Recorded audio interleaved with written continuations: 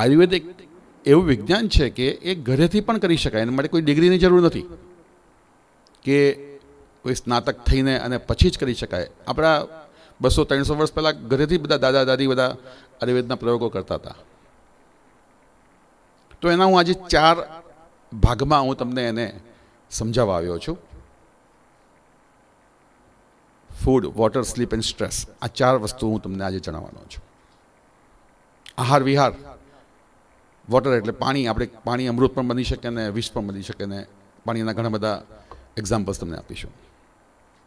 Slip અને stress, આ 4 વસ્તુ પર બોલવાનો છું. અને છેલ્લે 10 મિનિટ આપના પ્રશ્ન માટે હું આપીશ.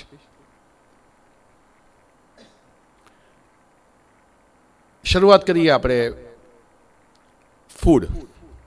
તો બધાને મનમાં ખબર છે કે ફૂડ તો ખાવું જોઈએ, આ પ્રમાણે સાત્વિક છે ને ફલાણું છે ને બધું. પણ સાહેબ, ફૂડ એવું વસ્તુ છે કે આપણે જો જ્યાં સુધી તેને આપણી પ્રકૃતિ પ્રમાણે ન જાણીએ તો કદાચ આપણે સાત્વિક ફૂડ પણ આપણે પચાવી ન શકીએ. જેમ કે પંચમહાભૂતમાંથી આપણે આવ્યા છે. જમીન આસમાનની વચ્ચે 3 તત્વ છે, એલિમેન્ટ. હવા એટલે વાયુ, ગરમી એટલે પિત્ત અને પાણી એટલે કફ.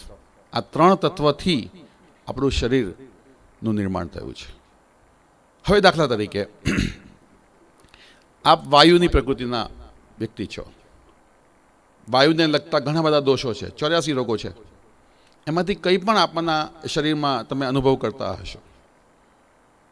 એમાં તમને જો એવું જાણવામાં આવે કે વાયુકારક ખોરાક અને પીણા કયા, તો હું માનું છું કે તમે આખી જિંદગી ખાલી 15-20% વાયુના પ્રકોપથી પીડિત રહેશો, બાકી 80% તમે એને બચાવી શકશો. 15-20% એટલે બોલું છું કે એ આપણી પ્રકૃતિમાં આવી ચૂક્યું છે. દરેક વ્યક્તિ જન્મ લે છે એટલે કોઈ પણ પ્રકૃતિ સાથે જન્મ લે છે. એવી જ રીતના પિત્ત, તો એના 42 પ્રકાર છે. તો પિત્તવાળાને ખબર પડે કે મારે આટલી વસ્તુઓ ખાવી જોઈએ, આટલી વસ્તુ ન ખાવી જોઈએ, તો એ પણ સારી રીતે લાંબી જિંદગી જીવી શકે. અને એવી જ રીતના કફ.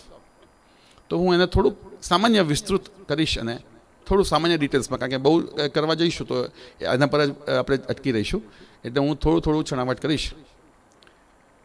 શરૂઆત કરીએ કે વાયુવાળા વ્યક્તિને શું રોગ થાય, એને શું ખાવું જોઈએ, શું ન ખાવું જોઈએ, એને કયા કયા પ્રકારના મનના વિચારો આવે, એની હાલ ચાલ, એના વાળના કલર, એનો અવાજનું કંઠનું એનું શું એનો સ્વભાવ છે અવાજનો, એની હરકતો બધી, કેરેક્ટરિસ્ટિક, ટેમ્પરામેન્ટ, ઇમોશન્સ, એને ટૂંકમાં કહી દઈએ આપણે. તો હું એવું કહી શકું કે વાયુવાળા વ્યક્તિ હંમેશા જે એવરેજ હાઇટ હોય છે એ એવરેજ હાઇટ કરતાં યા તો એ થોડા ઓછા હોય છે, ઓછી હાઇટના હોય છે, યા તો એવરેજ કરતાં થોડા વધારે હોય છે. આ એની પહેલી પરીક્ષા છે. એમાં થતા રોગો કયા હોય, તો વાયુ એટલે હવા. હવા શરીરમાં જાય એટલે ઘણી બધી જગ્યાએ એ ડ્રાય કરવાનું કામ કરે. સર્ક્યુલેશનને, પાચન તંત્રને, તમામ સિસ્ટમોને એ ડ્રાય કરવાનું કોશિશ કરે, વધારે પડતી હવા હોય તો. અને હવા ખાસ કરીને એનો જે ભાગ છે, એનું ઘર કહેવાય શરીરમાં, એ છે કોલોન, લાર્જ ઇન્ટેસ્ટાઇન. એ ત્યાં એનું ઘર છે. એટલે પહેલામાં પહેલી પરીક્ષા એ છે કે દર્દીને પૂછો કે તમારું પેટ સાફ થાય છે? સાહેબ, થોડી તકલીફ તો હંમેશા રહ્યા જ કરે છે.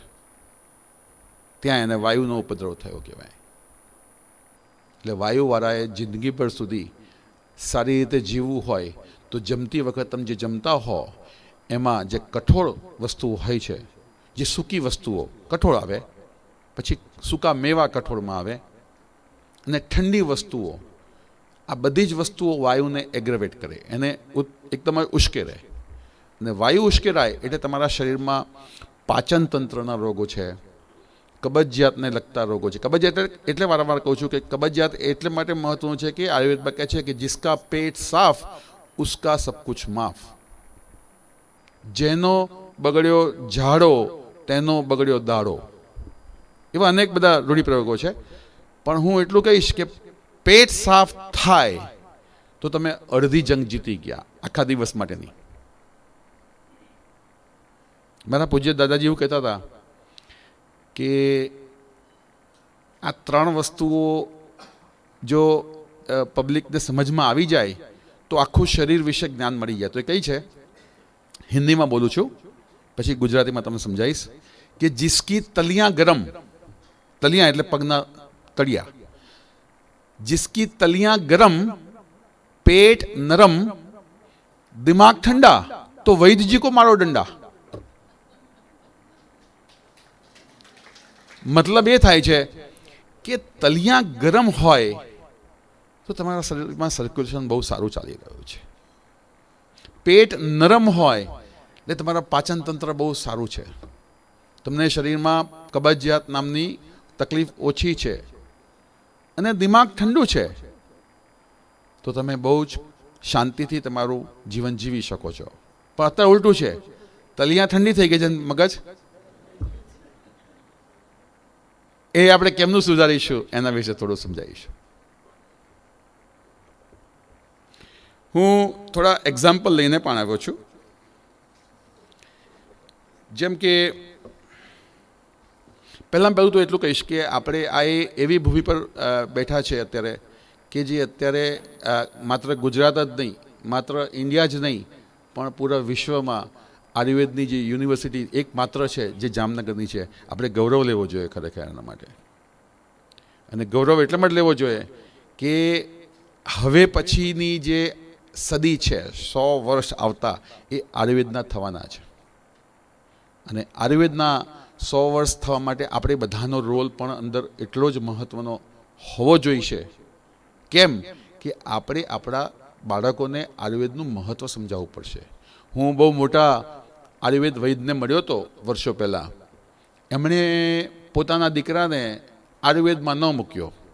એ પોતે આયુર્વેદના બહુ મોટા નાડી તો નહોતા જોતા, પણ પ્રેક્ટિસ બહુ સારી કરતા હતા. અને મેં પૂછ્યું, સાહેબ આપ તમે આટલા મોટા જાણકાર અનુભવી, તો તમારા દીકરાને કેમ હોમિયોપેથિકમાં મૂક્યું? તો એમણે મને જે ચિંતા દર્શાવી હતી એ તમને હું કહેવા માગું છું. એમણે એવું કીધું હતું કે અત્યારે અનફોર્ચ્યુનેટલી પહેલું કારણ તો એ છે કે 100 ડાક્ટરો એક કોલેજમાંથી એક વર્ષે માની લો કે ડાક્ટર બનતા હશે, એમાંથી માત્ર 10 જ ડાક્ટરો પ્યોર આયુર્વેદિક પ્રેક્ટિસને વળગી રહે છે. આ એક પહેલું કારણ. નંબર 2, અત્યારે એટલી બધી જે વનસ્પતિઓ કહેવાય એ અલુપ્ત થવા માંડી છે, જેનું સિંચન, જેની સંભાળ કોઈ રાખવા તૈયાર નથી. અને ધીરે ધીરે વનસ્પતિઓ અલુપ્ત થવા માંડી છે, એટલે એનું પણ ભવિષ્ય જોખમમાં છે. અને આ બે બહુ મુખ્ય કારણો છે. કારણ કે પેલા ડાક્ટરો એલોપેથિક પ્રેક્ટિસ કરે છે અને આયુર્વેદિક ન કરતા આયુર્વેદનો પ્રચાર પ્રસાર બહુ ઓછો થઈ રહ્યો છે. બહુ ગણ્યા ગાંઠ્યા ડાક્ટરો આયુર્વેદિક પ્રેક્ટિસ પ્યોરલી કરે છે. તો હું એવું પણ કહીશ કે જે લોકો અહીંયા બહુ મોટી પદવી ધરાવે છે એ આ બાબતે કંઈક આના માટે અવેરનેસના પ્રોગ્રામ પણ કરે, જેથી આયુર્વેદનો વિકાસ થાય. આ મારી વિનંતી છે. હવે આગળ જોઈએ તો દાખલા તરીકે આજે મારી કોઈ ચર્ચા થતી હતી કોઈ સાથે કે સાહેબ ચ્યવનપ્રાશ આપણે ખાઈએ છીએ ને એટલી બધી અસર નથી થતી. તો આનું કારણ એ જ છે કે વનસ્પતિ પૂર્ણ રૂપમાં આપણને મળતી નથી. જેમ કે ચ્યવનપ્રાશ એટલે ચ્યવન એટલે આમળા, સંસ્કૃત શબ્દ છે. આમળા જે 1 કિલો ચ્યવનપ્રાશમાં 40% આમળા હોવા જોઈએ, અને આ લોકો હજારો લાખો ટન દુનિયામાં વેચી રહ્યા છે. એટલા તો આમળા પાકતા જ નથી, તો શું નાખતા હશે? એક પ્રશ્ન છે ને. ટેસ્ટી એક સ્વીટ ડીશ જ હોય છે, અને આપ ચ્યવનપ્રાશનું સેવન કરો છો. સાહેબ ચ્યવનપ્રાશ બહુ ખાધો પણ એમાંથી કંઈ મજા નથી આવતી.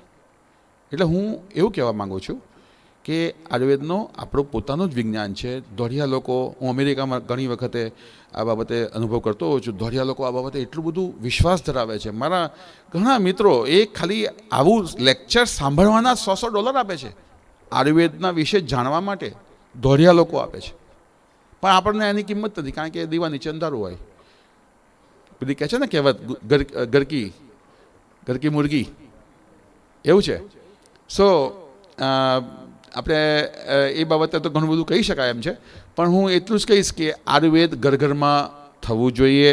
આવતી સદી અને આજે ગવર્મેન્ટ જે રીતે અત્યારે બધા નિયમો ઘડી રહી છે, મને જોશી સાહેબે મોકલ્યા હતા, હું બહુ ખુશ થયો કે આયુર્વેદનો પણ હવે એલોપેથિકમાં ઇન્ટ્રોડ્યુસ કરી રહ્યા છે, કે એના અમુક જે બેઝિક ફંડામેન્ટ્સ છે એ બહુ જ સારી વાત છે યોગા અને આયુર્વેદના. એટલે હું મારું એવું માનું છું કે ભવિષ્યમાં આપણે બધા જ આયુર્વેદને તરફ વળીશું. ફૂડ વિશે હું જે કહેતો હતો, તો જે લોકો વાયુની પ્રકૃતિના છે એ લોકોને કઠોળ ન ખાવા જોઈએ, એ લોકોએ ઠંડી વસ્તુ ન ખાવી જોઈએ, અને સૂકી વસ્તુ જેટલી છે એ ન ખાવી જોઈએ. તો એ લોકો શું ખાવું જોઈએ? તો કઠોળ ખાવા હોય તો મગ ખવાય. બાકી અડદ, ચણા, તુવેર, રાજમા, આ બધા જ જે ભારે કઠોળો છે એ બહુ જ ઓછા સમયે એ લોકોએ એનો ઉપયોગ કરવો જોઈએ.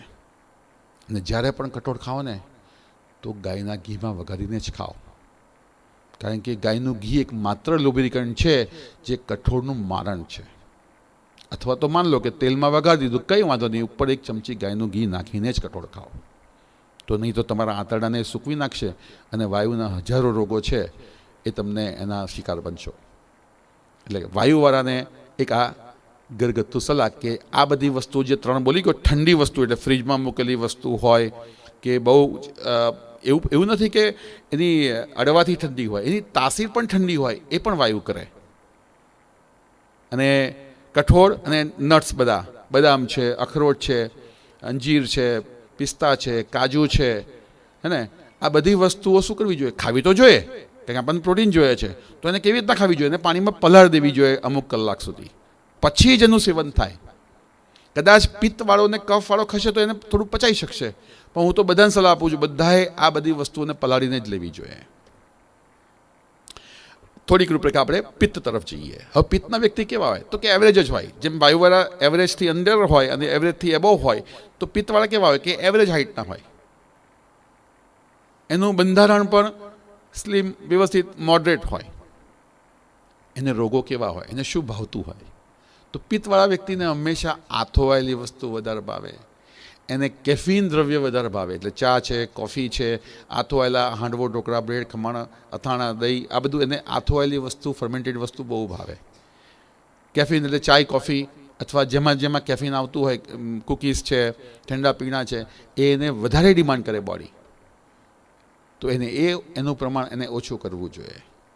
અને જ્યારે પણ એ પિત્તવાળો વ્યક્તિ જમવા બેસે તો આથોવાળી વસ્તુ ને આ જે સ્પાઇસી વસ્તુ છે એનું પ્રમાણ જો ઘટાડી દે કાયમ માટે, તો એ પણ લાંબુ આયુષ્ય ભોગવી શકે છે. 15-20% આપણા જીનેટિકલ પણ હોઈ શકે, એટલે 15-20%ની ગેરંટી આપણે ના લઈ શકીએ, પણ 70-80% આપણે આપણા હાથમાં છે કેવી રીતના એને કંટ્રોલ કરવો.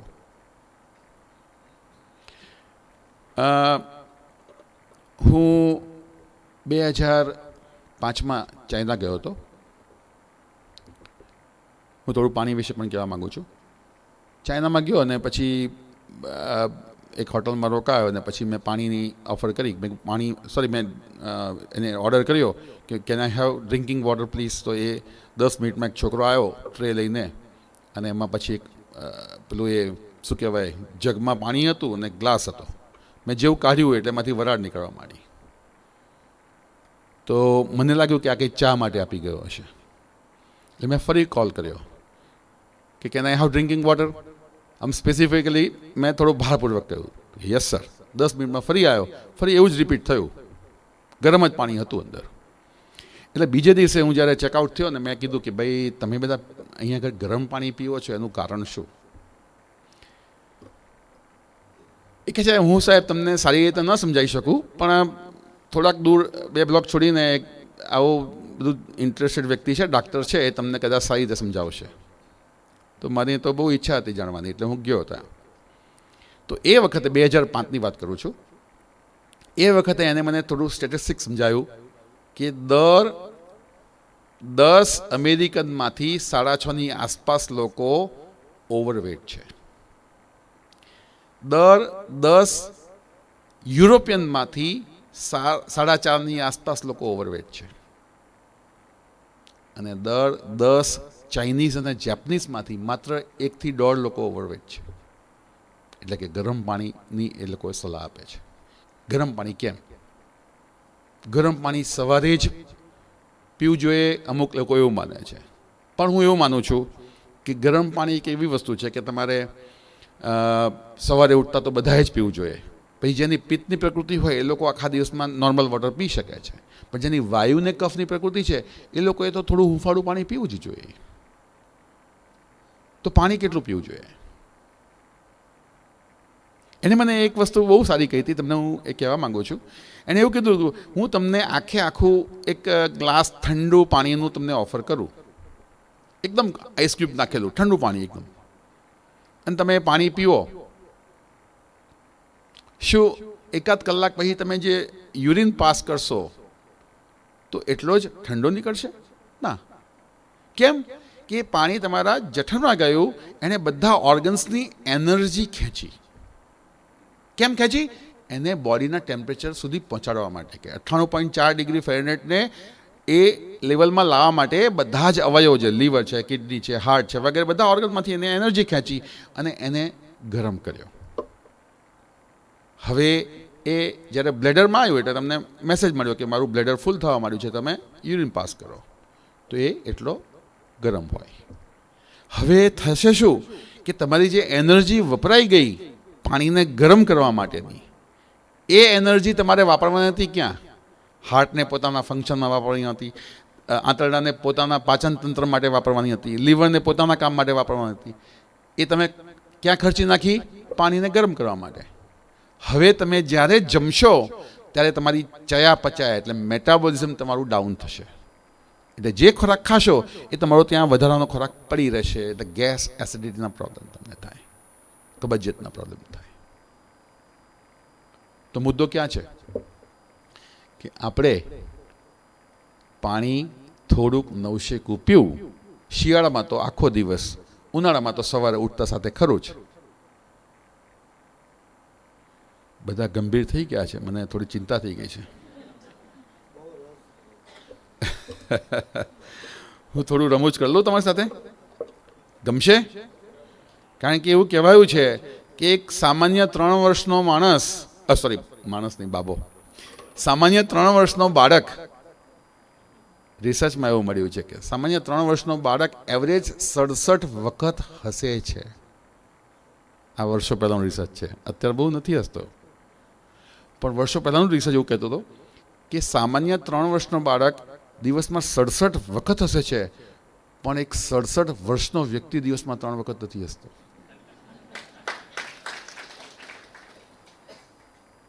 સાહેબ, હસવાથી તો કેટલી સિસ્ટમો આપણી કુદરતે આપેલી, અંદર આપણી ભગવાને કેવી રચના કરી છે. હું તમને કહું, 250-400 વર્ષ પહેલાં તો કોઈ ફાર્મસીઓ હતી જ નહીં.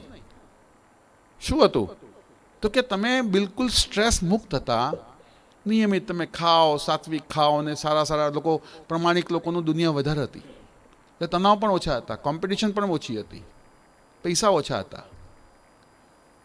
સાહેબ, તમે એક વખત અટ્ટહાસ્ય હશો ને એટલે તમારી બધી જ અંતઃસ્રાવી ગ્રંથિ, જેને એન્ડોક્રાઇન ગ્લેન્ડ કહેવાય, બધી પિનિયલ ગ્લેન્ડથી માંડીને છેક પ્રોસ્ટેટ અને બહેનોને ઓવરીસ સુધી બધી જ વચ્ચે જેટલી અંતઃસ્રાવી ગ્રંથિઓ છે ને સાહેબ, 1 મિનિટ હસવાથી પોતાની મેડિસિન પ્રોડ્યુસ કરે છે, એટલે હોર્મોન્સ કહેવાય. ને એ હોર્મોન્સ આપણે બહારથી લઈએ છીએ. આ ડાયાબિટીસવાળા શું કરે છે? બહારથી ઇન્સ્યુલિન લે છે, એ પ્રાણીમાંથી કાઢીને તમને નાખવામાં આવે છે, મોંઘા પડે છે, એની સાઈડ ઇફેક્ટ હોય છે, અને ઘણું બધું છે. તો શું આપણે આ ના કરી શકીએ? મેં આજે સવારે ઉદાહરણ આપ્યું હતું, લખી રાખજો. મારા શબ્દો રેકોર્ડિંગ તમને ભવિષ્યમાં 15 વર્ષ પછી પણ સાંભળવા મળશે, અને એ વખતે હું યાદ આવીશ ફરીથી. આવતા 15-20 વર્ષ પછી, 15 to 20 years એપ્રોક્સિમેટલી, એવું મારા તત્વચિંતકો દ્વારા મને જાણવા મળ્યું છે કે આવતા 15-20 વર્ષ પછી ડૉક્ટર જોગેનભાઈ જોશી જીવતા હશે. હું એવા પ્રાર્થના કરું છું ભગવાનને. અને જ્યારે જોગેન્દ્રભાઈ જોશી હસશે ને મોટેથી, ત્યારે બીજા દિવસે ન્યૂઝની હેડલાઇન બની જશે.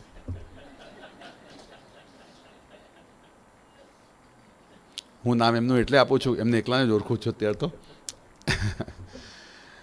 એટલે કહેવાનો મતલબ એ છે કે આપણે કઈ દિશા તરફ જઈ રહ્યા છે એ આપણને પોતાને જ ખબર નથી. કેમ જન્મ લીધો છે, શું આપણું ટાર્ગેટ છે, બસ એ આપણે શિપ વોક ચાલી રહ્યા છે. આગળવાળા આવું કરે છે એટલે આપણે આવું કરવાનું, એ આવું કમાય છે એટલે આપણે કમાવાનું.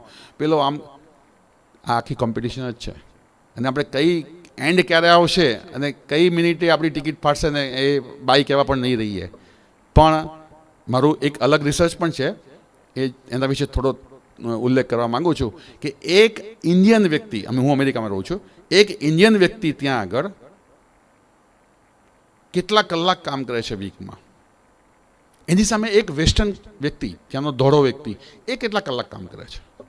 એના મેં પોતે જ એનો સ્ટડી કરીને 4-5 મેં ડિફરન્સિએશન મેં કર્યા છે, પોતે જ મારી રીતે જ કર્યા છે. તમને હું કહેવા માગું છું, સાહેબ, એક ધોળિયો વ્યક્તિ આખા વીકમાં 40 કલાકથી વધારે કામ નથી કરતો. આ 80%ની વાત કરું છું. અમુક 10-20% એ અપવાદરૂપ છે.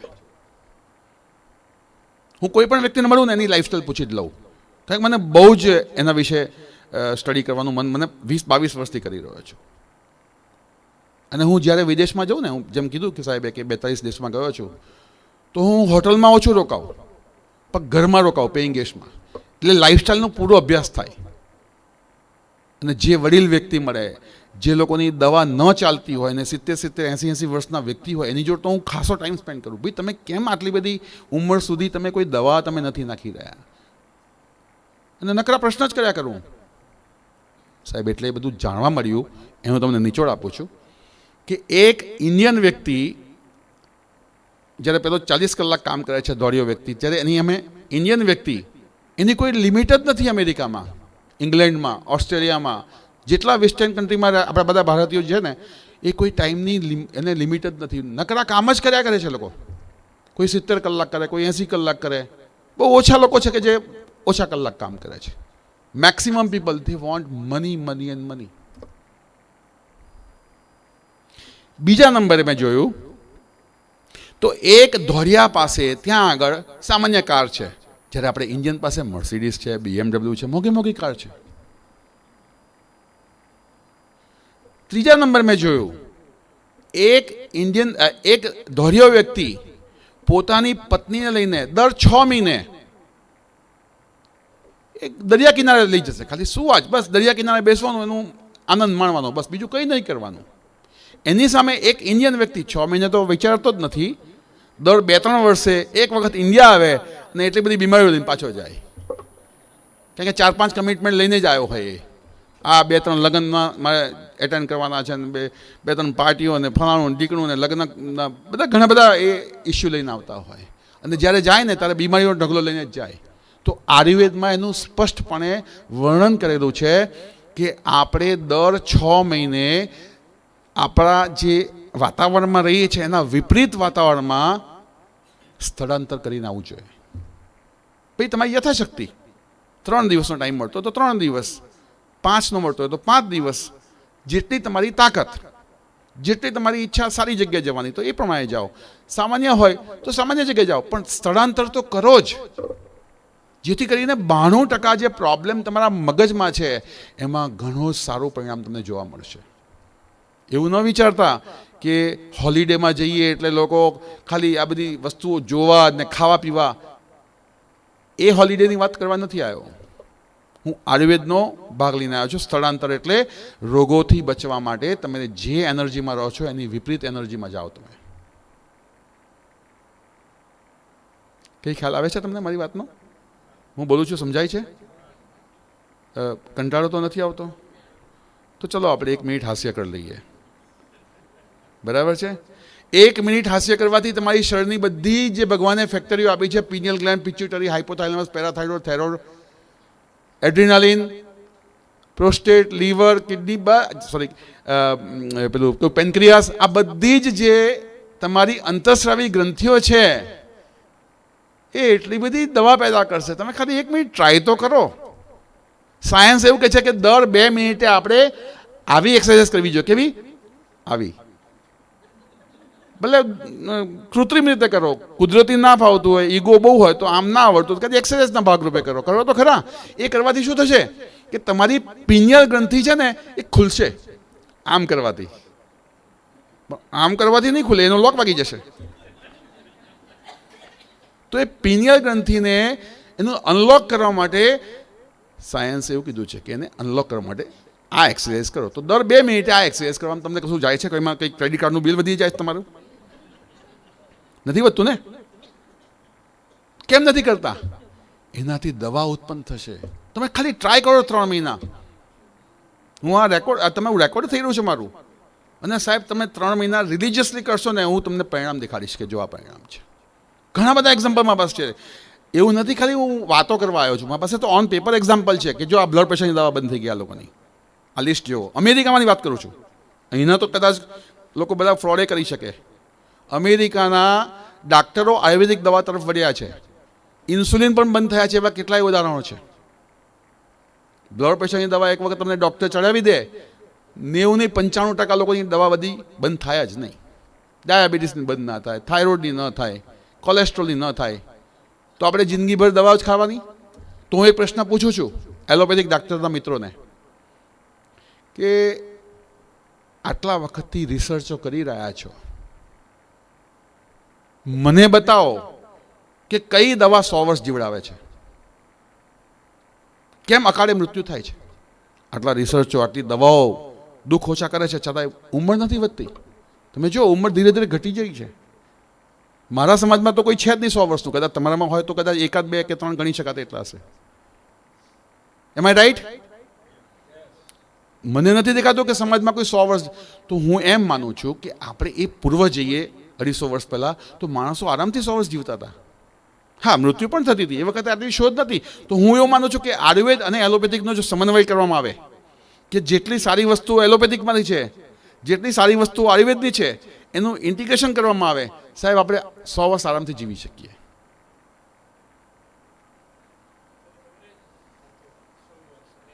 એવરેજ હતું, યસ, ચોક્કસ છે. સ્વામીજી સાચું કહે છે.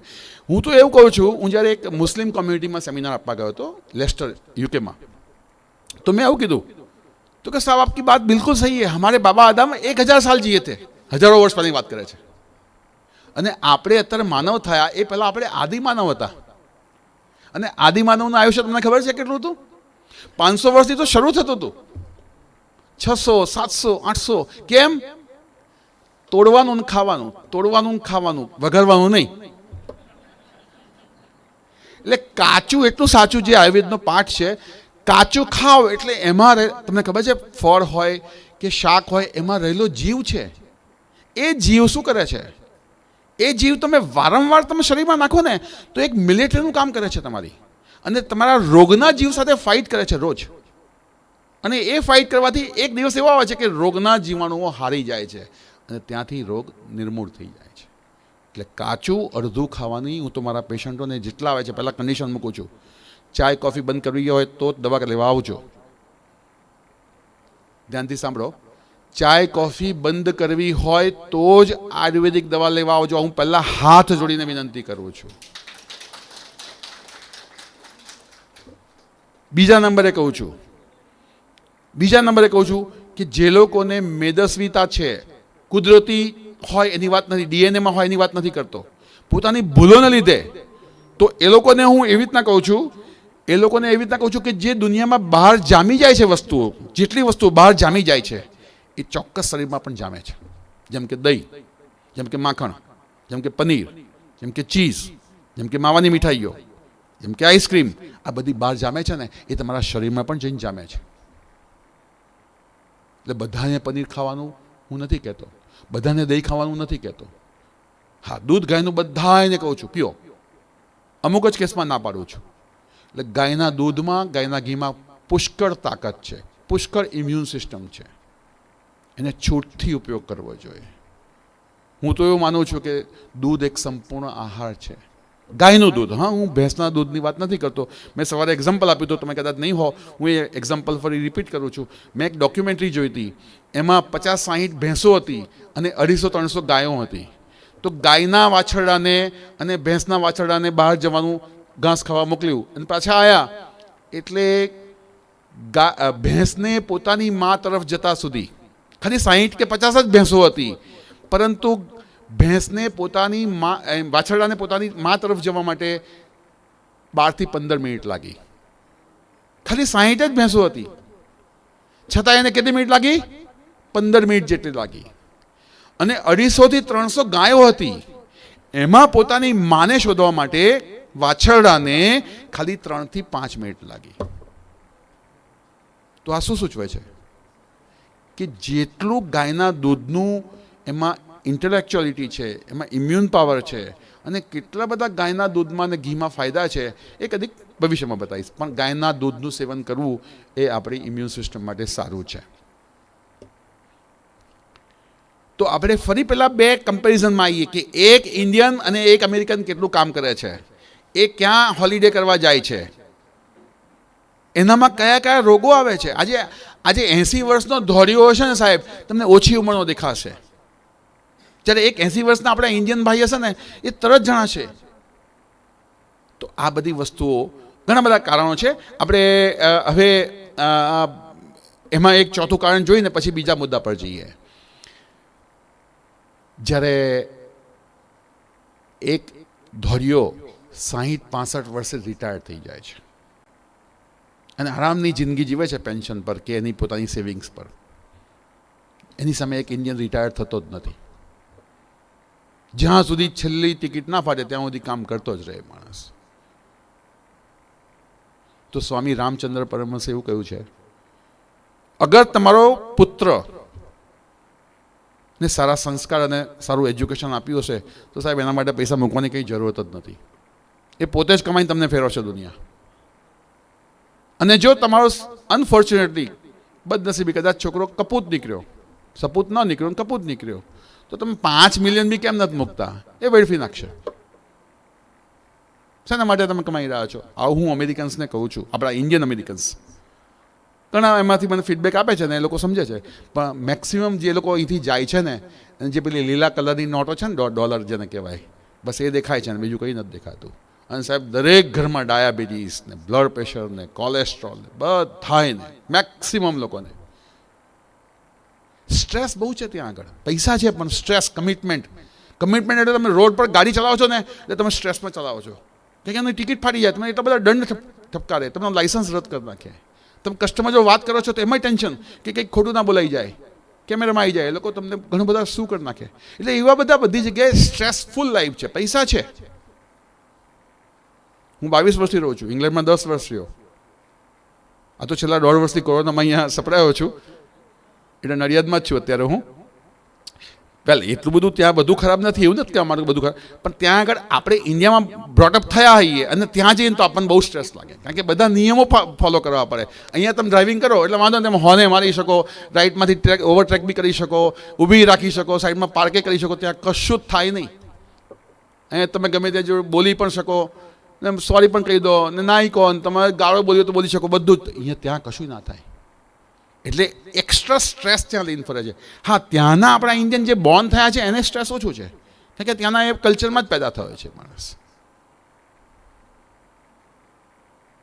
બધા સિરિયસ થઈ ગયા છો?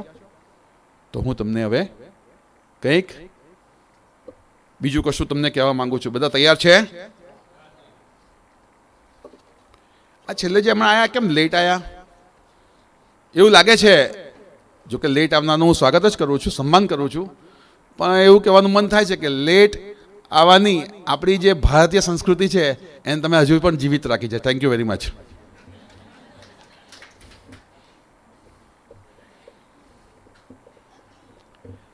કદાચ એ લોકો દૂરદર્શી પણ હશે. હા, કે લેટ આવનાર લોકો દૂરદર્શી પણ હશે.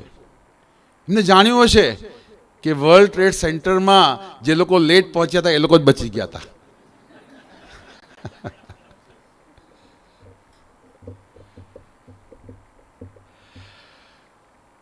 હવે આપણે પેલું 1 મિનિટનું અટ્ટહાસ્ય હસવાનું છે. જે નાનું બાળક હસે છે 3 વર્ષનું, દિવસમાં 67 વખત, આપણે એક જ વખત હસવાનું છે અને 25ની આસપાસ કેલરી બર્ન કરવાની છે જો આપણે સાચું હાસ્ય હસીશું તો. અને ઓછામાં ઓછી 15 તો બાળવાની જ છે. એવું આપણે રોજની પ્રેક્ટિસમાં 10 વખત કરવાનું છે, દર કલાકે 1 વખત. તેમાં બધા મારો સ્ટાફ છે આગળનો બેઠો છે ને, તમે પૂછી જો અમે દવાખાના કેટલું હસીએ છીએ પેશન્ટો જોડે, પોતે અંદર નકરું હસ્યા જ કરીએ છીએ અમે. મજા આવે, તમે સ્ટ્રેસથી રિલેક્સ થાઓ. તો હવે આપણે હસાવવાના પહેલાં 3 વ્યક્તિઓ પકડવાના છે. 3 વ્યક્તિ કોણ છે કે તમને હસવાઈ નહીં દે. હા, એ લોકો એ પોતે તો નહીં હશે પણ તમને હસવાઈ નહીં દે. તમે અમે આંખ કાઢશે એટલે તમે એના શિકાર ના બનતા. એ 3 વ્યક્તિ કોણ છે? ગાંધીજી કહ્યું છે કે મારી જીવનમાં હાસ્ય પ્રવૃત્તિ ન હોત તો મેં ક્યારની આત્મહત્યા કરી હોત. અને કે ગાંધીજી કહે છે 3 વ્યક્તિ નથી હસવા દેતા. કોણ? બહુ જવાબદારીનો બોજનો ટોપલો લઈને ફરતા હોય એ, નેગેટિવ જ વિચાર કરે બીજા નંબરે એ, અને જેનામાં ઈગો બહુ હોય એ. તો આ 3 જણને મારે પકડવાના છે અત્યારે. ઓકે, 1 મિનિટ હું કન્ટિન્યુઅસ કહીશ, હસવાનું છે નોનસ્ટોપ, અને કેલરીઝ બંધ કરવાની છે, અને ભગવાને આપેલી બધી જ અંદરની ફેક્ટરી જે કહેવાય, જે હોર્મોન્સ પેદા કરે છે, એને જાગૃત કરવાની, એને સ્ટિમ્યુલેટ કરવાની છે. તો તૈયાર છો? હે? અને નહીં હશે તો એનું સ્ટેજ પર બોલાવીશ ને 1.5 કલાક ઊંઘો રાખીશ. બરાબર છે? નહીં હશે ને મમ્મીના સમજે સ્ટાર્ટ. 1 2 3 સ્ટાર્ટ. શક્ય હોય એટલું મોટેથી હસો.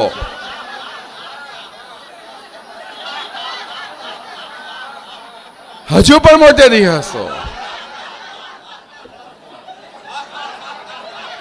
મને સંભળાતું નથી હજુ.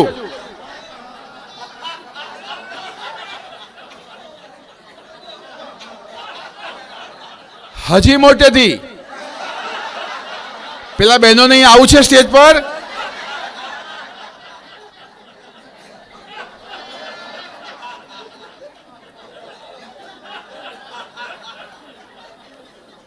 હજુ 10 સેકન્ડ બાકી છે. મોટેથી હસો.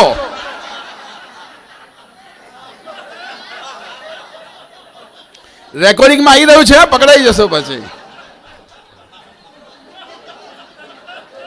Thank you.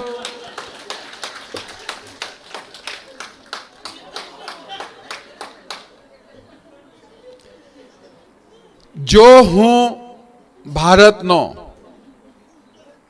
એક મારું ડ્રીમ છે, ડ્રીમ એટલે બધા ડ્રીમ જોવા જ જોઈએ. જો હું ભારતનો હેલ્થ મિનિસ્ટર હોઉં તો હું શું કરું? આવું મને કોઈ પ્રશ્ન પૂછ્યો તો, સાહેબ તમે આટલા બધા લેક્ચરો આપો છો અને તમને કદાચ હેલ્થ મિનિસ્ટર બનાવે, તમે શું કરો? મેં મારા પ્લાન છે. હું ભારતમાં આહ્વાન પેદા કરું કે જેટલા લોકો કેન્સરથી પીડિત છે એ લોકો પોતાનું નામ લખાવે. જેટલા લોકો લીવર સિરોસિસથી પીડિત છે, જેટલા લોકો ડાયાબિટીસથી છે, જેટલા લોકો જે મોટા મોટા રોગો છે, અનેક છે, એ બધાને હું પહેલાં ઇન્ફ્રાસ્ટ્રક્ચર તૈયાર કરાવડાવું અને પછી બધાને હું 6 મહિના માટે પરમિશન લઈને, એમની પરમિશન એવી લેવાની કે ભાઈ કેન્સર છે, તમારે બીજું કોઈ ઓપ્શન છે જ નહીં, તમારે સિરોસિસ છે, ભગવાન તમને છેલ્લું આયુષ્ય આપ્યું છે, બચવું હોય તો, કિડની ફેલ્યોર છે વગેરે બધા રોગોમાં તમારે 6 મહિનાની રજા લઈ લો, તમારા જોબ બિઝનેસ જ્યાં હોય ત્યાં, અને જંગલમાં 500 કિલોમીટર સુધી કોઈ આજુબાજુ કોઈ ગામ જ ના હોય એવી જગ્યાએ હું મૂકી દઉં.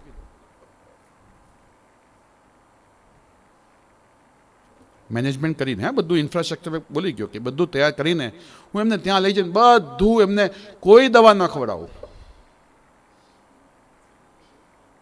સાંભળજો, હજુ હું કોઈ દવા ન ખવડાવું.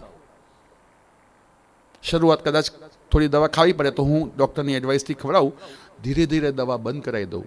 સાહેબ 6 મહિનામાં એમને ખાલી કાચું જ ખવડાવું, બીજું કશું જ ના ખવડાવું.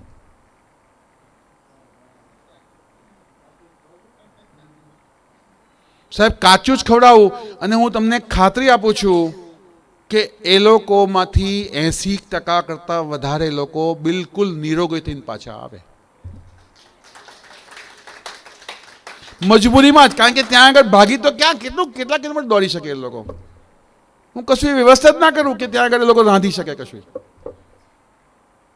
કાચાની બધી વ્યવસ્થા કરી દઉં.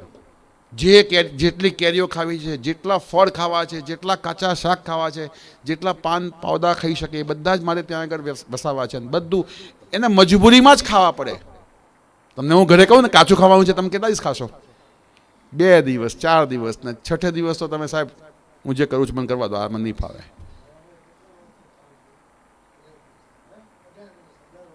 જો આપની સામે એક લાઈવ એક્ઝામ્પલ છે, 18 વર્ષથી કાચું ખાઈ રહ્યા છે. હવે તમે એમને મળશો ને કદાચ એમના શરીરમાં બહુ ભાગ્યે જ કોઈ જાતની ક્ષતિ હશે. આ સચ્ચાઈ છે. હું કોઈ જાતનું વધારે પડતું નથી બોલી રહ્યો. જે શાસ્ત્ર કહે છે એ તમને હું ખાલી હું સેતુ બનવા આવ્યો છું વચ્ચે. એટલે મને કોઈએ પ્રશ્ન પૂછ્યો તો એને હવે આ જે યુટ્યુબ પર જશે એટલે એને જવાબ મળી જશે એનો, કે હું હોઉં તો શું કરું. મારા પેશન્ટ જેટલા આવે છે નડિયાદમાં એમને હું આ જ સલાહ આપું છું, કેફીન બંધ કરી દો, દૂધની ખાલી દૂધ અને ગાયના ઘી સિવાય બધી જ પ્રોડક્ટ બંધ કરી દો 6 મહિના માટે, અને પેકેટ્સ ફૂડ બધા જ જેટલા પ્રિઝર્વેટિવ નાખેલા હોય છે એમાં પ્રવાહી આવે અને ફૂડ આવે બધું બંધ કરી દો 6 મહિના માટે. અને એક મારા દાદાજીનો નુસ્ખો છે, એ બધાએ જ મારી સાથે બોલવાનો છે. બધા બોલશો? બોલો. મીઠું, મોરસ, મેદો અને મરચું. મીઠું, મોરસ, મેદો અને મરચું વારંવાર ખાઉં તો મારી મિલકત વેચું. બધા બોલજો. મીઠું, મોરસ, મેદો અને મરચું વારંવાર ખાઉં તો મારી મિલકત વેચું. એટલે આ 4 ઝેર છે, સ્લો પોઈઝન છે, યાદ રાખી લેજો. મોરસ સિમેન્ટ જેવું કામ કરે સાહેબ. સિમેન્ટ સીધું જાય એટલે ચોંટી જ જાય. એને કાઢવા માટે કેટલી એક્સરસાઇઝ કરવી પડે, કેટલા પ્રાણાયામ કરવા પડે, શું શું ન કરવું પડે. મીઠું, સોલ્ટ, એ પણ સ્લો પોઈઝન છે. તો શું કરવાનું? તો સામાન્ય પ્રમાણમાં સિંધો મીઠુંનું સેવન કરવાનું, ઓછી માત્રા. એમાં બહુ ઓછા ક્ષાર હોય છે અને અનપ્રોસેસ હોય છે, એટલે નેચરલ હોય છે. તો મોરસની જગ્યાએ શું કરવાનું? હું એના તમને એટલે ઓપ્શન બી આપી રહ્યો છું. મીઠાની જગ્યાએ સિંધો મીઠું ખાઓ અને દિવસનું 5 ગ્રામ એક માણસ ખાઓ. ગ્રામ એટલે 1 ચણો એટલે 1 ગ્રામ, એવા 5 ચણા જેટલું ખાઓ. તો જે ટાઈમમાં વધારે ખાઓ છો એ 3 ચણા ખાઓ, અને જે ટાઈમમાં ઓછું ખાઓ છો એ 2 ચણા જેટલું ખાઓ. 5 ગ્રામ મીઠું ખાઓ. મોરસ તો એનો ઓપ્શન તમને આપી દો. ગોળ દેશી ખાઓ, અને જેટલા ફળ તમે ખાઈ શકતા હોય ખાઓ.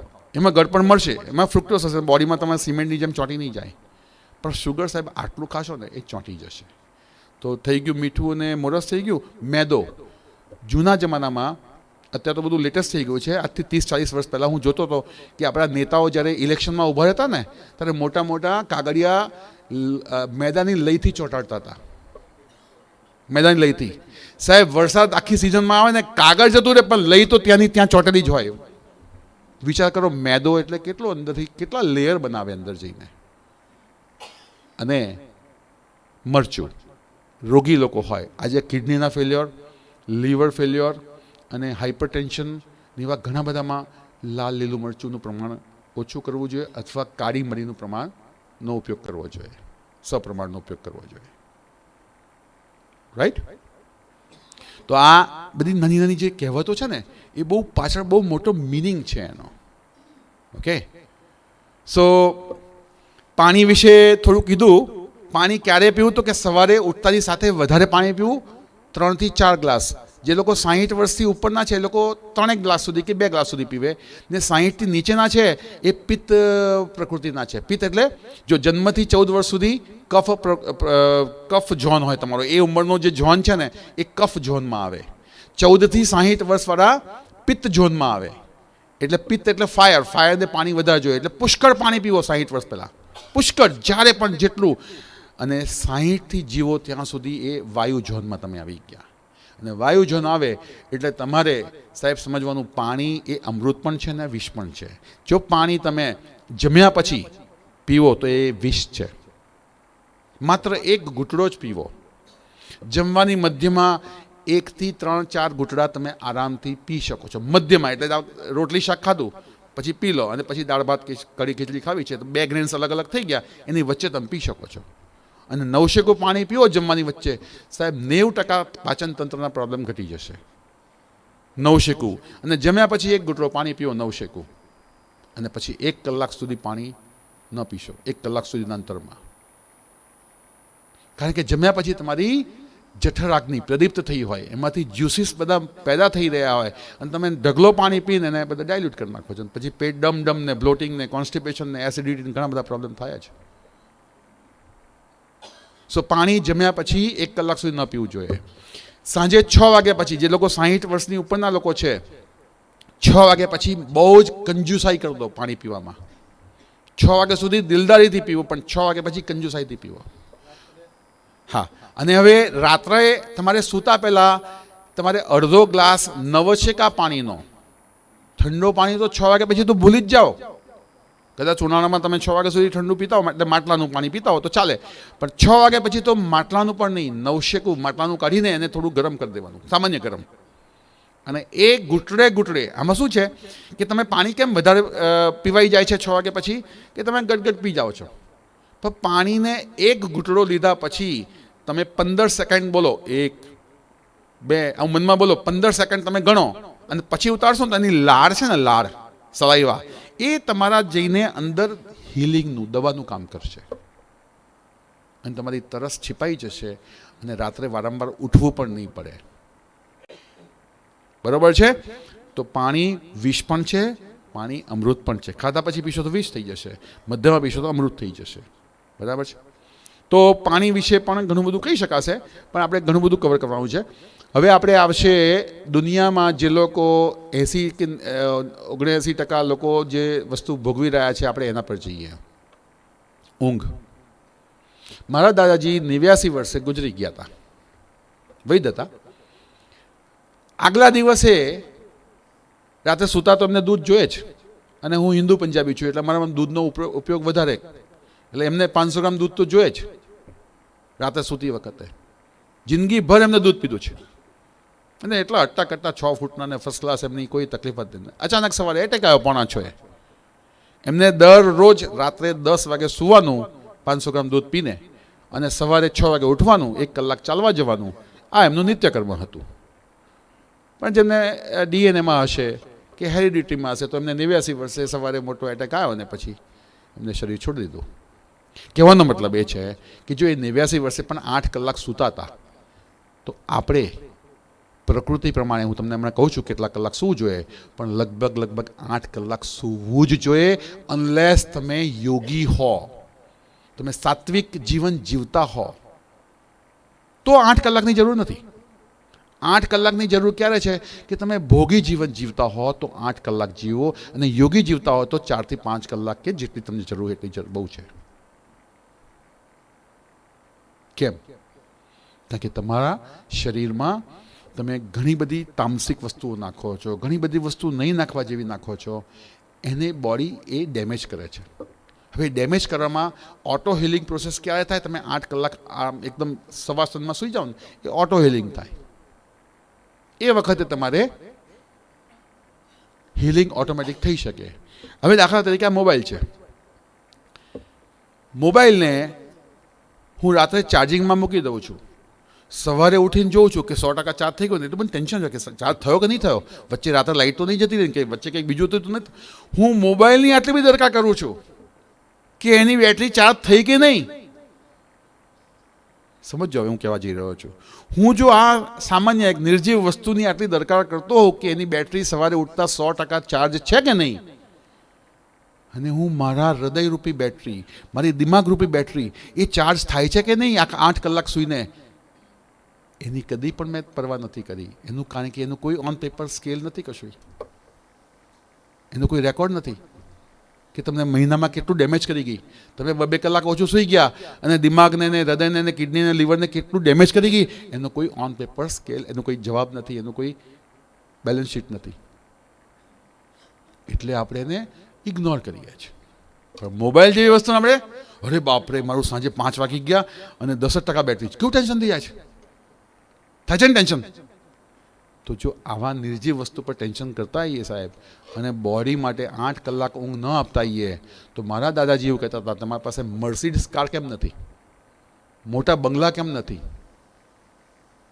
ધન દોલત ખૂબ કેમ નથી, પણ જો 8 કલાક તમારી ઊંઘ નથી ને, તો તમારું બધું જે બોલી ગયું ને શૂન્ય થઈ ગયું. એટલે આજથી જ તમે 6 કલાકથી 8 કલાક, હવે 6 કલાક કોને, તો કફ પ્રકૃતિવાળાને 8 કલાકની ઊંઘ તો જોઈએ જ, ગમે તે થાય. અને સાહેબ તમે કલાક 8 ના સૂઈ જાઓ ને કફ પ્રકૃતિવાળાને, તો તમારો કફ વિકૃત થશે, અને વિકૃત થશે એટલે તમારા ક્રિમિનલ માઇન્ડ્સ ની થોટ્સ વધશે. આવું રિસર્ચ કહે છે. જેટલા પણ દુનિયામાં ક્રિમિનલ માઇન્ડવાળા છે ને, એ લોકોની કફની પ્રકૃતિને રિલેટેડ વધારે છે. કારણ કે કફની પ્રકૃતિવાળાને જો ઊંઘ ન મળે તો જે વિકૃત કફ હોય ને, એમાંથી નેગેટિવિટી, જેલસી, ઘણી બધી નેગેટિવિટીના પ્રકાર છે, અને એમાંનો આ એક પ્રકાર છે. ક્રિમિનલ થોટ્સ, સુસાઇડલ થોટ્સ, આ બધા જ વિકૃત કફની નિશાની છે. તો હું એવું કહીશ કે કફ પ્રકૃતિવાળા આવતીકાલ કેમ્પ છે, આવજો, બધાની પ્રકૃતિ કહી દઈશું, મફતમાં જ કહેવાનો છું. હું આ કેમ્પમાં મફત સેવા જ આપવા આવ્યો છું. હા, પછી કોઈને દવાની જરૂર હશે તો એનો બી અમે વચ્ચેનો રસ્તો કાઢ્યો છે, એ પણ સામાન્ય રાતમાં તમને મળી જશે. પણ એ જોઈતી હશે તો, અને 100માંથી બધાને દવા નથી મળવાની, જેને જરૂર લાગશે તમે આપીશું. પણ તમે પોતાનું નિદાન કરવા તો આવી શકો છો મફતમાં. તમારી પ્રકૃતિ જાણવા આવો, તમારી વિકૃતિ જાણવા આવો, તમને શું ખાવું જોઈએ, શું ના ખાવું જોઈએ, બધી મફતમાં સલાહ આપવાના છે. તો એ જાણીને ખબર પડે કે મારી કફની પ્રકૃતિ છે, તો તમારે 8 કલાક ઊંઘવાનું આજથી જ પ્રોગ્રામ બનાવી દેવાનો કે નહીં તો મારે 100 વર્ષ, ચલો 100 વર્ષ તો ભગવાને આયુષ્ય કેટલું આપ્યું છે એ પણ તમને હું એક ડેટા લઈને આવ્યો છું આયુષ્ય વિશેનો. ભગવાને આપણને કેટલી ઉંમર આપી છે? 100 વર્ષ આપી છે ને. આપણે આ સ્વામીજી જોડે જઈએ, આપણા વડીલ લોકો જોડે જઈએ અને આપણને આશીર્વાદ સતાયું આયુષ્યમાન ભવ કે છે ને. તો આપણું ખરેખર આપણો હક છે 100 વર્ષ જીવવાનો. બહેનો સંભળાય છે તમને અને સમજાય છે પણ ખરું? તમે આશીર્વાદ આપો છો ને બધાને, તો શું કહો છો બેટા 100 વર્ષ તો થા. તો 100 વર્ષ મેં હમણાં જ કીધું, આપણા ભાગ્ય જ ગણી શકાય એટલા વ્યક્તિ હશે સમાજમાં. કેમ 100 વર્ષનું આયુષ્ય નથી? હું તમને ડેટા લઈને આવ્યો છું, તમારા માટે બહુ ઇન્ટરેસ્ટિંગ ડેટા છે, સાંભળજો. આવા યોગી લોકો પ્રાણાયામ કરતા હોય છે. એ લોકો તમને નથી ખબર અત્યારે યોગ કરતા હશે. એ લોકો બેઠા બેઠા પણ યોગ કરે. યોગનો કોઈ અવાજ ને એક્શન ના હોય, પ્રાણાયામની કદાચ એક્શન હોય, પણ યોગ એટલે શું? જોડાઈ જાઓ બસ, અને એમાં તમારા મગજને લીન કરી નાખો તો તમે સાંભળી રહ્યા છો, સબકોન્શિયસ માઇન્ડમાં રેકોર્ડ થઈ રહ્યું છે અને તમે તમારો યોગ કરી રહ્યા છો. તો યોગ અને આ જે પ્રાણાયામ છે, એ પ્રાણાયામ કેમ આપણા શાસ્ત્રમાં જ બતાવ્યું છે કે પ્રાણાયામ કરવાથી તમારું આયુષ્ય ટકી રહે અને લાંબુ થઈ શકે. જેટલું આપ્યું છે ભગવાને એટલું જ થઈ શકે. તો રિસર્ચ એવું કહે છે કે સાપ છે ને, સ્નેક, સમજાયું? સાપ એટલે જે સાપ હોય છે, સામાન્ય સાપ જે હોય છે એ 1 મિનિટમાં 4 વખત શ્વાસ લે છે. કેટલી વખત? અને એ 300 વર્ષનું આયુષ્ય ભોગવે છે. જ્યારે એક કાચબો 1 મિનિટમાં 6 વખત શ્વાસ લે છે અને એ 200 વર્ષનું આયુષ્ય ભોગવે છે. એની સામે એક કૂતરું, હવે તમે સમજતા જોજો, શ્વાસ જેમ જેમ વધતા ગયા ને એમ ઉંમર ઘટતી ગઈ. જોજો, કૂતરું 18 વખત શ્વાસ લે છે, એનું આયુષ્ય માત્ર 20 જ વર્ષ છે. એની સામે એક ઉંદર, માઉસ એટલે ઉંદર જ ને, તો ઉંદર 1 મિનિટમાં 163 વખત શ્વાસ લે છે. કેટલી વખત? 163 ટાઈમ્સ, અને એનું આયુષ્ય માત્ર 4 જ વર્ષ છે. તો છેલ્લે આવે છે મનુષ્ય, જેને ભગવાને કહ્યું છે કે 1 મિનિટમાં 12 વખત શ્વાસ લે તો તું 100 વર્ષ જીવીશ. અને આપણે કેટલી વખત લઈએ છીએ? ટેન્શન કરીએ છીએ તો 1 મિનિટમાં 15, 20, 25 થઈ જાય છે. ગુસ્સો કરીએ છીએ તો 40, 50 થઈ જાય છે. ચિંતા કરીએ છીએ તો કેટલા શ્વાસ આપણે ક્યાં બગાડી રહ્યા છે આપણને ખબર જ નથી, કારણ કે એનું કોઈ બિલ નથી આવતું દર મહિને. જેમ ક્રેડિટ કાર્ડનું બિલ આવે છે ને કે તમે આટલા વાપરે, અહીંયા આટલાની શોપિંગ કરી, આનું કોઈ બિલ નથી આવતું. એટલે આપણે એને બિલકુલ કેરલેસ, લાઇટલી લઈ લઈએ છે. તો એટલે આપણે બધા વડીલો, સંતો, મહાસંતો, યોગીઓ શું કહે છે? પ્રાણાયામ કરો. તો આમ ડીપ બ્રીધિંગ કર્યું અને એને હોલ્ડ કરી રાખ્યું અને રિલેક્સ થયો, તમે રિલીઝ કર્યું તમે. તો કેટલા શ્વાસ રોકાયા? હું તો 1 મિનિટનો એક શ્વાસ જ લઉં છું જ્યારે પ્રાણાયામ કરવા બેસું ત્યારે. તો કેટલા મેં શ્વાસ બચાયા ને તમારા? એ ધીરે ધીરે જમા થશે. તો તમારી ઉંમર ભગવાને નક્કી નથી કરી, તમારા શ્વાસ નક્કી કરીને આપી દીધા છે. એક શ્વાસ પણ દુનિયાનો કોઈ પણ ડાક્ટર, ઘરમાં 15 ડાક્ટર હશે ને તમને નહીં બચાવી શકે. શ્વાસ તમારા પૂરા થશે એટલે. નહીં તો એવું હોત ને તો એક વ્યક્તિ, નામ પછી કહું છું, એક આપણો હિન્દુસ્તાનનો મોટો ધનાઢ્ય વ્યક્તિ 67 વર્ષે ગુજરી ગયો. 67,000 કરોડ રૂપિયા મૂકીને 67 સેકન્ડમાં જતો રહ્યો. જેવું વેન્ટિલેટર કાઢ્યું એવું જતો રહ્યો. ધીરુભાઈ અંબાણી. અહીંના જ કંઈ નજીકના જ વ્યક્તિ છે, સૌરાષ્ટ્રના જ છે.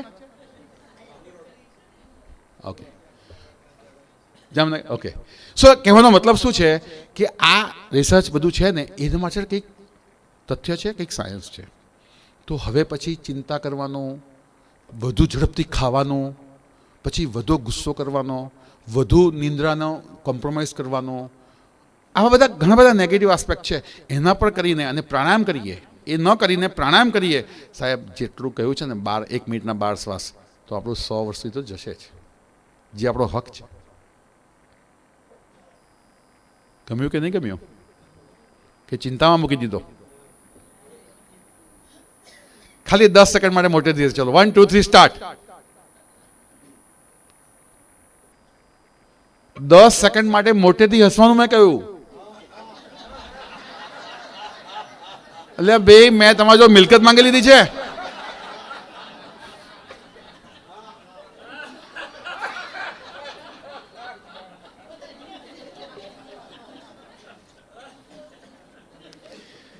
ઓકે, સો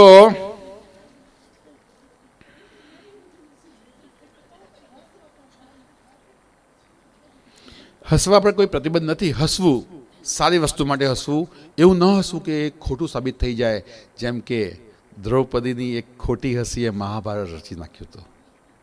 બરાબર છે? એટલે હસવું તો પોતાના પર હસી નાખવું, પણ હસવું તો બંધ કરવું જ નહીં. એક દવા છે અને એક સ્વાસ્થ્યને સાચવવા માટેની એક ક્રિયા છે. હવે એક વૈધાનિક ચેતવણી છે. કહું તમને? જેમ સિગરેટ પર લખેલું હોય છે ને હાનિકારક, વોર્નિંગ લખેલું હોય છે ને,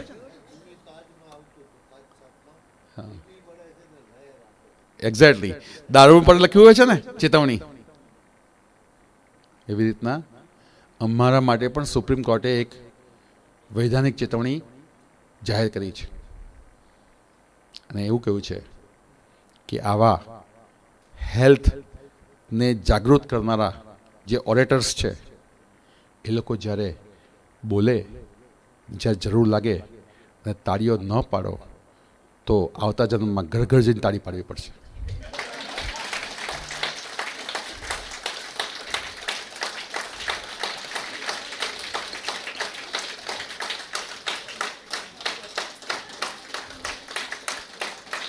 હા હા, સમજી ગયો ભાઈ. હા, સમજી ગયો.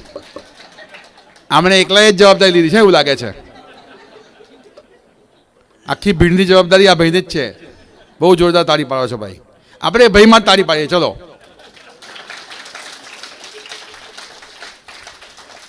એનીવેઝ, સ્ટ્રેસ પર જઈએ. સ્ટ્રેસ એવી ખતરનાક વસ્તુ છે સાહેબ. જેમ કે આમાંથી ઘણા ડાક્ટરો હશે મિત્રો કે હવે તમારા રોગને આપણે બહુ કંટ્રોલ કરવાનો પ્રયત્ન કર્યો અને એટલી બધી આપણને મજા નથી આવી, તો હવે આપણે આવતા વીકે આટલા રિપોર્ટ કરાવીએ, થોડી એકાદ બાયોપ્સી પણ કરાવી જોઈએ. આવું કે કહી દે ખાલી તમને, ખાલી આટલું જ કે. તમે જોજો, સામાન્ય વ્યક્તિ લેબોરેટરીમાં પ્રવેશ કરે અને દર્દી થઈને બહાર પડે.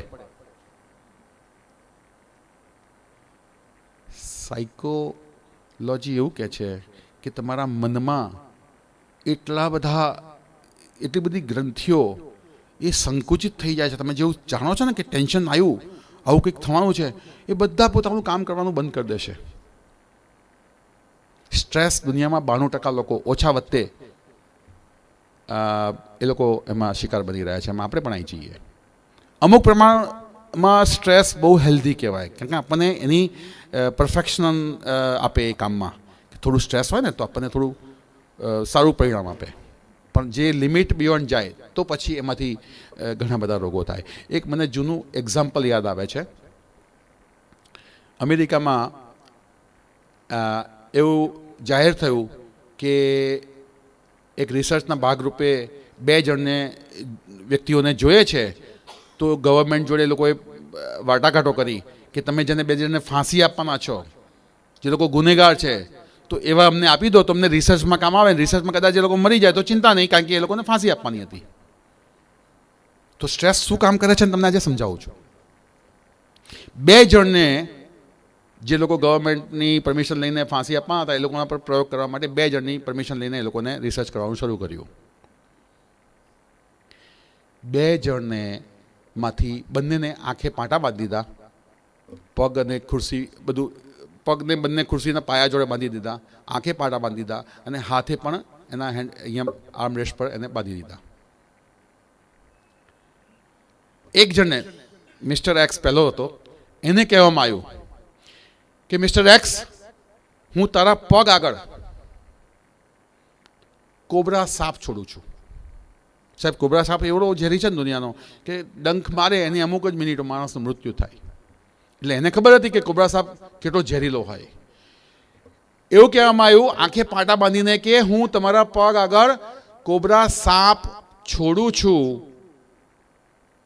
એટલે પેલા મને મગજમાં એને લઈ લીધું કે હવે હું 2-4 મિનિટનો મહેમાન છું અને હું મરવાનો છું, એવું નક્કી જ કરી લીધું એને.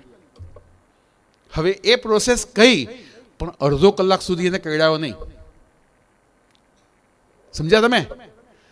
એને એવું કીધું કે તને કોબરા સાપ કરડાઈ રહ્યો છું, પણ કેટલી મિનિટમાં જ કરડાયો છે એવું ના કીધું. એને ટેન્શનમાં મૂકવા જ દીધો, જવા જ દીધું. એને ખૂબ જ ટેન્શનમાં નાખ્યો એને, અને એ પેલો નેગેટિવમાં મલ્ટીપ્લાય કરતો જ ગયો. વિચારો, અડધા કલાક પછી એના પગ આગળ એક ઉંદર છોડવામાં આવ્યો અને ઉંદરે ડંખ માર્યો અને પેલાને સમજ્યું કે મને કોબરા સાપ ડંખ માર્યો છે. એને 3 જ મિનિટમાં મૃત્યુ થઈ ગયું. આ મારું નહીં, આ સાયન્સે રિસર્ચ કરેલું એક લાઈવ એક્ઝામ્પલ છે. હવે બીજા માણસને એવું કીધું કે હું તમને હમણાં થોડીક ક્ષણોમાં ઉંદર કરડાવવાનો છું. પેલો બિંદાસ જ થઈ ગયો ને થોડીક ક્ષણો પછી એને સાચુકડો કોબરા કરડાવવામાં આવ્યો. એ માણસને ટ્રીટમેન્ટ આપવામાં એ આજે બી બચેલો છે. તો આમાંથી તમે શું સમજ્યા? તમે જેવી રીતના એને મગજમાં બેસાડી દો છો ને, એ ઘર કરે છે. દાખલા તરીકે આ શું છે? ગુલાબની પાંદડી છે, દેખાય છે? હવે ગુલાબની પાંદડીને હું આ સ્વામીજીને કહીશ कि स्वामी जी आप इसको ऐसे पकड़ के रख सकते हैं? तो स्वामी जी कैसे, हाँ कर सकता हूं, तो मैं देता हूं अभी. स्वामी जी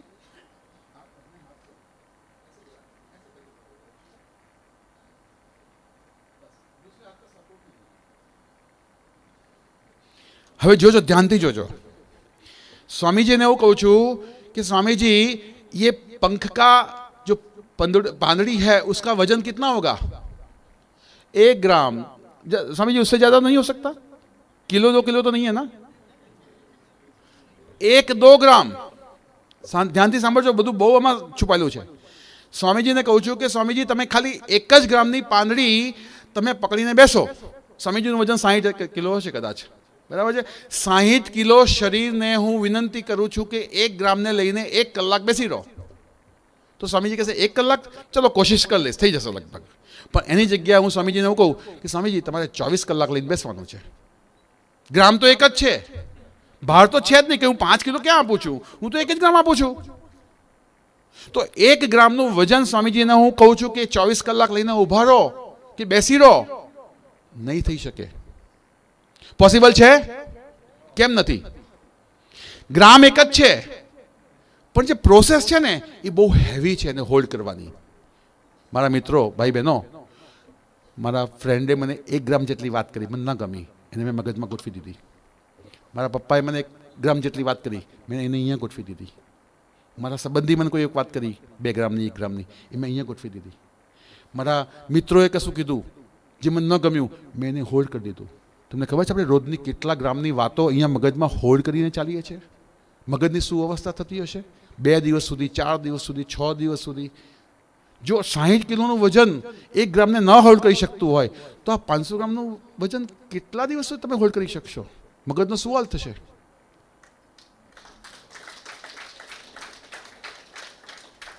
કહેવાનો મતલબ કે નાનકડા મગજને આપણે વગર કામના અનનેસેસરી સ્ટ્રેસ આપીએ છીએ. અને છેલ્લે પછી ડાક્ટરને કહે છે સાહેબ મારી બ્લડ પ્રેશરની દવા કરો, મને એન્ઝાયટીની, ઇન્સોમનિયાની બધા એવા ઘણા બધા 103 પ્રોબ્લેમ છે CNS ડિસઓર્ડર કે એનાથી પ્રોબ્લેમ થાય. સો એના માટેની સારામાં સારી દવા શું? 1 મિનિટનું હાસ્ય.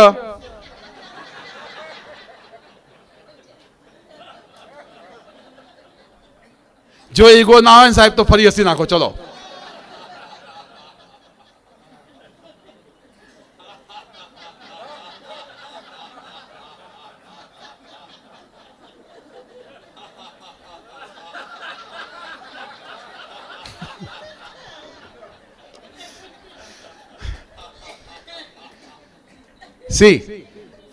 થોડુંક તમારામાં ચાર્જિંગ આવ્યું. હવે મારે આજ જોઈતું હતું. તમારો ઈગો જતો રહ્યો. તમે કોણ છો, કેટલી મોટી પદવી ધરાવો છો, તમે ભૂલી ગયા છો. આપણે હંમેશા બાજુમાં કોણ શું વિચારશે આપણે એમાંથી જ આપણે ઊંચા નથી આવતા. ડાયાબિટીસનો પ્રયોગ તમને કહું. શિકાગો યુનિવર્સિટી વાળાએ અમુક વર્ષો પહેલા 2 જણના ડાયાબિટીસ પર રિસર્ચ કર્યા. સાંભળવા જેવું છે, કારણ કે ઘણા બધા ડાયાબિટીસના વ્યક્તિઓ આજે સાંભળી રહ્યા હશે ઓનલાઈન પર, અને અત્યારે હાલમાં બેઠેલા જ બધા. કૃપા કરીને આ મેસેજ કન્વે કરજો, ધ્યાનથી સાંભળો. 2 ડાયાબિટીસના પેશન્ટને બોલાવવામાં આવ્યા હતા. આ સત્ય ઘટના કહું છું, કારણ કે બધી સ્ટ્રેસ સાથે કનેક્ટેડ છે. 2 વ્યક્તિને બોલાવવામાં આવ્યા. એકનું ડાયાબિટીસ જ્યારે રિપોર્ટ કરાયો ત્યારે 120ની આસપાસ હતો અને 10 વર્ષથી દવા ખાઈ રહ્યો હતો. બીજો વ્યક્તિ એટલી જ ઉંમરનો, લગભગ એટલા જ વર્ષોથી દવા ખાઈ રહ્યો હતો, અને એ પણ એનું જ્યારે ડાયાબિટીસ ચેક કર્યું ત્યારે 120ની આસપાસ જ આવ્યું હતું. કારણ કે સરખા વ્યક્તિ પર કરે તો જ રિસર્ચની મહત્વતા ખબર પડે. તો પહેલા નંબરવાળાને ડાયાબિટીસ માપ્યા પછી, 120 માપ્યા પછી એને 500 ગ્રામનો આઈસ્ક્રીમ ખવડાવવામાં આવ્યો. આટલો મોટો 500 ગ્રામની વજનવાળો એક ત્યાં આગળ ફેમિલી પેક કે આટલી મોટી ક્યુબ એને આપી દીધી, અને સાહેબે 1 કલાક સુધી ખાધા રાખ્યો. એમ તો પહેલાં કીધું સાહેબ તમે મારા ડાક્ટર છો અને તમે મને આઈસ્ક્રીમ બંધ કરાવ્યો છે, આજે કેમ ખવડાવો છો? કે આ રિસર્ચનો ભાગ છે, તમે કાલથી ખાતા નહીં પાછા, હા આજે જ ખાવાનું છે. તો એણે 1 કલાક પછી ચેક કરાયું ખાધા પછી, તો 120ની જગ્યાએ 330ની આસપાસ જઈને ડાયાબિટીસ રોકાયો. તો એને એક્સ્ટ્રા દવા આપવામાં આવી, તો બીજા કે ત્રીજા દિવસે એનું ડાયાબિટીસ નોર્મલ થઈ ગયું. આ પહેલા વ્યક્તિ પર રિસર્ચ કર્યું. બીજા વ્યક્તિને એવું કહેવામાં આવ્યું કે તમને આઈસ્ક્રીમ ખાવડાવવામાં નહીં આવે, તમને આઈસ્ક્રીમ નહીં મળે, તમારે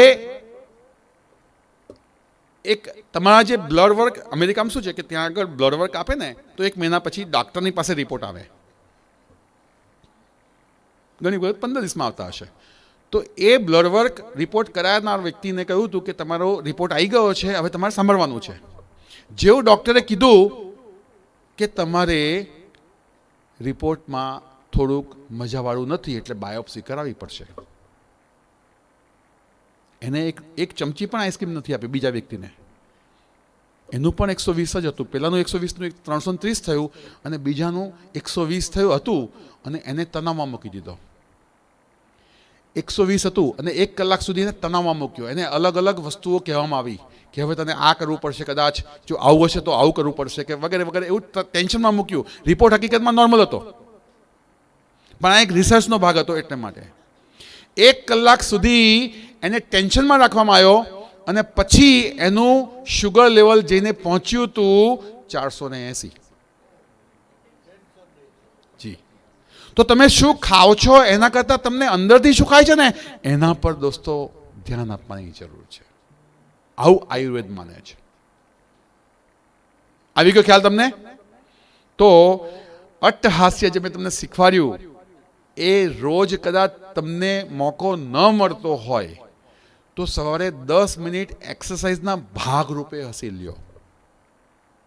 એક્સરસાઇઝના ભાગરૂપે આમ આગળ શ્વાસ લઈને આગળ ઝૂકો અને પછી આમ ઉઠતા ઉઠતા ઉઠતા મોટેથી અટ્ટહાસ્ય હસો હાથ ઊંચા કરીને. એવી 10 મિનિટની એક્સરસાઇઝ કરો ને સાહેબ, આખો દિવસ તમારો સારો તો જશે, પણ તમારી જે દવા અંદરથી બનાવી જોઈ છે ને એ આ એક્સરસાઇઝથી તમને બનશે. એટલે કે હોર્મોન્સ. અથવા તો તમારું સેન્સ ઓફ હ્યુમર જ એટલું સારું પેદા કરો ને કે દરેક જણ હસીને જ વાત કરો તમે. અને દર 2 મિનિટે તમારી સ્માઇલી ફેસ હોવી જોઈએ. તો એ તમારી ગ્લેન્ડને અનલોક કરશે, એમાંથી હોર્મોન સિક્રેટ થશે અને તમે હેલ્ધી રહેશો. આવા અનેક મુદ્દાઓ છે અને હવે હું તમને પ્રશ્નોત્તરીનો એક સમય આપું છું. કોઈને કંઈ કહેવું હોય તો મને પ્રશ્ન પૂછી શકે છે, કારણ કે મને બહેનો તમે જરા સાંભળશો તો મજા આવશે. પતવા જ આવ્યું છે. ભૂખ લાગી ગઈ તો મહેમાનને લઈ આવો ને અહીંયા આગળ. બસ પતવા આવ્યું છે. હવે હું અહીંયા આગળ મારું વક્તવ્ય એટલે માટે પૂરું કરીશ કારણ કે મને દાદાજી એક વસ્તુ શીખવાડી હતી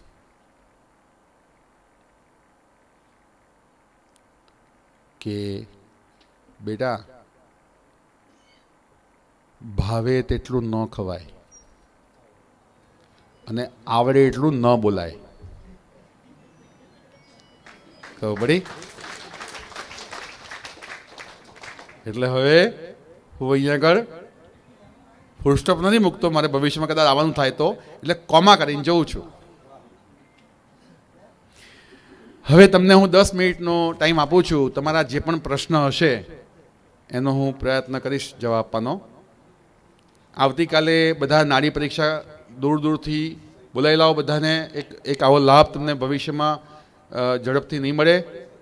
એનો લાભ ઉઠાવો. લોકોને કહો કે આવી રીતના મફતમાં છે, જરૂર લાગશે તો જ તમારે દવા લેવાની છે. બાકી તમારું નિદાન, તમારી જે સલાહ સૂચન છે બધું એમને સેવા જ છે. તો જેટલી સંખ્યામાં તમે આવો એટલું તમારું સ્વાગત છે.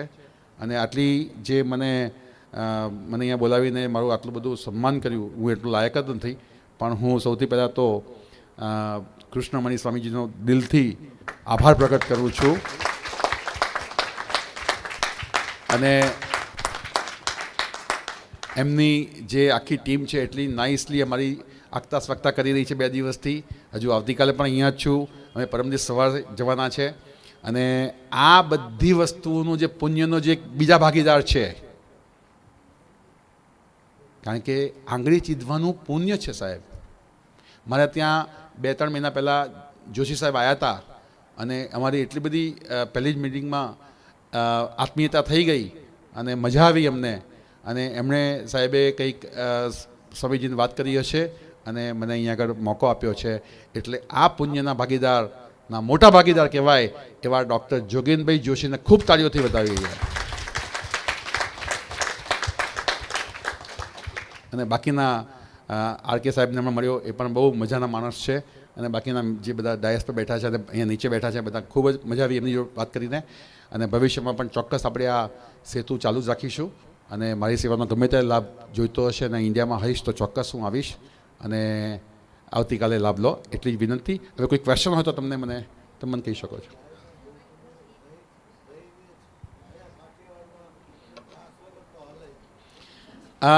દહીં, આર.કે. સાહેબનો એક પ્રશ્ન છે કે દહીંને છાશનું સેવન કરવું જોઈએ કે નહીં. તો હું કાલે સલાહ આપવાનો છું તમારી પ્રકૃતિ અને વિકૃતિ જોયા પછી. ડેફિનેટલી હું છાશનું પણ આપું છું છૂટ, દહીંની પણ આપું છું, પણ એ બધાને નથી આપતો. હું જોઈને કહીશ. બરાબર છે. Good evening sir.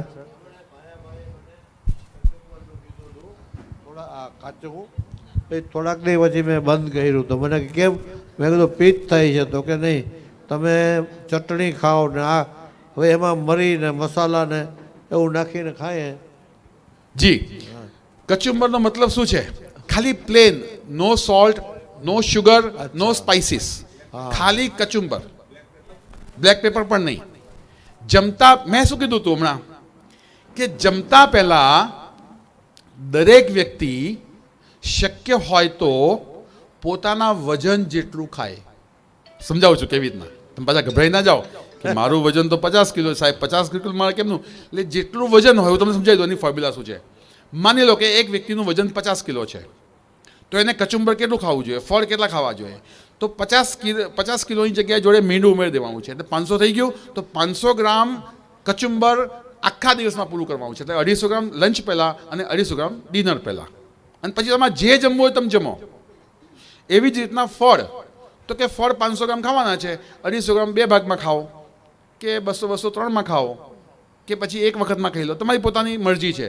પણ આ 2 ફાઇબર્સનો ઇન્ટેક તમે રાખશો ને સાહેબ તો કાચું એટલું સાચું એ સાચું સાબિત થશે, જે આયુર્વેદનો એક ફંડામેન્ટ છે અને નેચરોપેથિકનો. ચૌહાણ સાહેબે બુક બહાર પાડી છે ને રસોઈ વિનાનું જી. રસોઈ એવું કંઈક બુક બહાર પડી છે. અને એટલે જ આગળ કોઈ બોલી ગયું, હું એને થોડુંક એને એક લાઈન એડ કરી રહ્યો છું. જેમ કીધું કે kitchen is your pharmacy and food is your medicine. આપણી કિચન એ ફાર્મસી છે. આપણે એમાં હર્બ્સ બધી નાખી છે, બધા સ્પાઇસીસ કહો છો ને તમે, એને આપણે આયુર્વેદમાં હર્બ્સ કહીએ છીએ. એક પ્રકારના દવાના સ્વરૂપો છે, પણ એની માત્રા ખબર નથી. માત્રા કેટલી ખાવી જોઈએ ને કઈ પ્રકૃતિને ઓછી વધતી ખાવી જોઈએ એ જ ખાલી સમજવાની જરૂર છે. બાકી બધું સારું જ છે. સાહેબ, એક મેં સ્લોગન બનાવ્યું છે, કમ ખાઓ ને ગમ ખાઓ. કમ ખાઓ એટલે પેટ સાફ રહે, ગમ ખાઓ એટલે મન સાફ રહે. માણસનું પેટ અને મન સાફ હોય તો કોઈ બીમારી જ નથી આવતી, કોઈ ડૉક્ટરની જ જરૂર નથી આવતી. જી જી બિલકુલ. કોઈનો પ્રશ્ન છે બીજો કોઈ? જી નહીં, મેં સાંભળી લો બેન, મેં હમણાં એમાં મેં કવર કરી દીધું હતું. જ્યારે મેં કીધું ને કે કોઈ મને પ્રશ્ન પૂછ્યો કે તમારે એક વખત તમને એવો મોકો મળે, તમે માન લો કે હેલ્થ મિનિસ્ટર બધું, તમે શું કરો? મેં કીધું કે કાચું ખાઈને, એટલે એમાં જે તાકાત છે કાચામાં, એ તમે ચૂલા પર ચડાવીને એને મારી નાખો છો, એના જીવને તમે મારી નાખો છો. પછી બાપાનો પ્રશ્ન જ ક્યાં રહ્યો? એને કરતાં પછી વઘારીને જ ખાઓ ને ટેસ્ટી પછી. બરાબર છે. Good evening sir. Yes. Yes. Thank you for your such valuable inputs. ખૂબ જ મજા આવી. One small question. આપણે માણસ સવારે ચાલતો હોય, ઘણા માણસો રાતના જમીને પણ ચાલતા હોય છે, અને they do slow walking, or some people are doing brisk walking as well. So what is the best time that is it healthy to walk around after 1 hour or half an hour after the meal? Very good question. Thank you for that. Actually સર્વશ્રેષ્ઠ વ્યાયામનો સમય તો સવારનો જ ગણ્યો છે. આયુર્વેદમાં સવારે 6 વાગ્યાથી લઈને 10 વાગ્યા સુધીનું જે મુહૂર્ત હોય છે ને, એ કફનું મુહૂર્ત હોય છે. કફ. 10 થી 2 વાગ્યા સુધીનું જે મુહૂર્ત હોય છે એ પિત્તનું મુહૂર્ત હોય છે, અને 2 થી 6 એટલે 4 કલાકના મુહૂર્ત હોય છે, એ વાયુનું મુહૂર્ત હોય છે. તો આયુર્વેદમાં એવું કહે છે કે 6 વાગે પહેલાંનું જે મુહૂર્ત, સવારે 6 વાગે પહેલાંનું મુહૂર્ત વાયુનું છે, અને એમાં તમે ચાલો ને તો શરીરમાં કદી રોગ જ ન આવે. કદાચ માન લો કે તમારું સ્કેડ્યુલ એ એલાઉ નથી કરતું, તો સાંજના સમયમાં જમતા પહેલાં ચાલશો તો કોઈ એમાં નિયમ છે જ નહીં, પણ જમ્યા પછી માત્ર 1008 ડગલા ચાલવા, એવું શાસ્ત્ર કહે છે. તરત ને તરત હોય તો, અને 2 કલાક પછી હોય તો તમારો કોઈ નિયમ નથી, પછી શાંતિથી તમે ચાલી શકો છો. પણ બ્રિસ્ક વોકિંગ નો. હું તો કહું છું સામાન્ય રીતે જ બધાએ ચાલવું જોઈએ, સરળતાથી, જેમ ટહેલવા જતા હોય ને. કારણ કે તમે જુઓ જીમમાં, આ લોકો જે જીમમાં જાય છે કેટલું ફાસ્ટ દોડે છે. સાહેબ 58 વર્ષે કપિલ દેવ સાહેબ જે જીવનમાં કાયમ જીમમાં 3-3, 4-4 કલાક કાઢતા હતા, એમને મોટો કાર્ડિયાક એરેસ્ટ બનાવ્યો. પછી સૌરવ ગાંગુલી 48-49 વર્ષે 2 વખત એટેક આવ્યા, એ પણ કેટલું જીમમાં ટાઈમ સ્પેન્ડ કરતા હતા.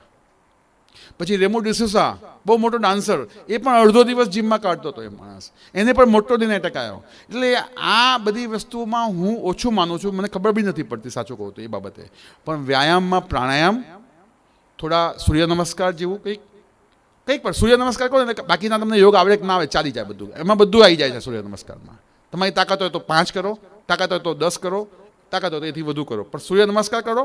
અને પછી થોડુંક પ્રાણાયામમાં કપાલભાતિ છે, ભસ્ત્રિકા છે, અનુલોમ વિલોમ છે, આ 3 તો કરી જ નાખો.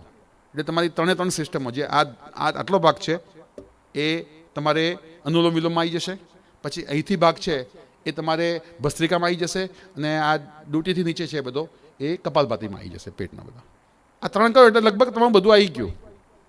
અને આપણે એવું કહીએ સાહેબ મારા પાસે તો ટાઈમ જ નથી, તો હું તમને કહું કે તમે 5 માણસનું ઘર ચલાવો છો, એવરેજ 5 માણસ ઘરમાં હશે ને, કોકમાં 3 હશે, કોકમાં 4 કે 5 હશે, વધુ તો 5 જ હશે અત્યારના જમાના પ્રમાણે. તમે 5 જણની જવાબદારી લઈને તમે કહો છો મારા પાસે કલાકનો ટાઈમ નથી. અને જે વ્યક્તિ 125 કરોડને દેશનો ચલાવી રહ્યા છે, એ રોજ 1 કલાક ફાળવે છે, તો એ કેમનું કરતા હશે? એટલે આપણું મેનેજમેન્ટમાં કંઈક ખામી લાગે છે. આપણી કંઈક મેનેજમેન્ટમાં આપણે કંઈક ઓર્ગેનાઇઝ બરાબર નથી કરી શકતા, એમાં કંઈક વિચારવા જેવું છે. બાકી કલાક તો નીકળી જ શકે પોતાના માટે. Okay, any more question?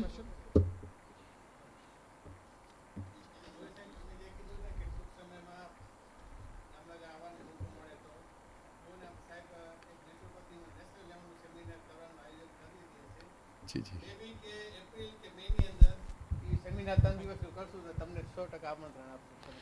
Thank you very much. જો ઇન્ડિયામાં આવીશ તો ચોક્કસ આવીશ.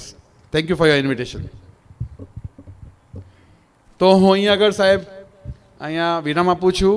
મને ખૂબ જ દિલથી કહેવાનું મન થાય છે કે ભલે ઓછી સંખ્યા હતી પણ મને કહેવામાં મને આનંદ મળ્યો. જી જી, તમારો કોઈ પ્રશ્ન છે? કમર દુખે તો સૂર્ય નમસ્કાર કરી શકાય? આ ડિપેન્ડ છે કયા પ્રકારનું છે. હું કાલે જોઈશ. કમરના દુખાવા માટે પણ મારા દાદાજીનો જૂનો પ્રયોગ છે. 70% કમરના દુખાવામાં આજે હું જે મફત, એ ટ્રીટમેન્ટ બી મફત, 1 કલાકની ટ્રીટમેન્ટ છે, એ પણ હું મફત આપીશ. એ જરૂર લાગશે તો. અને કદાચ કોઈ મોટો દુખાવો હોય તમે રિપોર્ટ કરાવ્યો હોય તો સાથે લઈ આવજો. અને કદાચ રિપોર્ટની જરૂર ન પડી હોય અને એમનેમ જ હોય સામાન્ય, તો તમે ચોક્કસ આવજો. તમારે ઊંધા પેટના ભારે તમારે 1 કલાક જેવું કે પોણા કલાક જેવું સૂઈ રહેવું પડશે. એ જે ટ્રીટમેન્ટ આપ્યા પછી, ટ્રીટમેન્ટ તો ખાલી 3 જ મિનિટની છે, પણ એના પછી જે સૂઈ રહેવું પડે છે એ પોણો કલાક સૂઈ રહેવું પડે છે. તો તમે ખાધા પછી 2-3 કલાકે આવજો એ ટ્રીટમેન્ટ લેવા, અથવા ભૂખ્યા પેટે આવજો. બરાબર છે? Thank you sir. જી.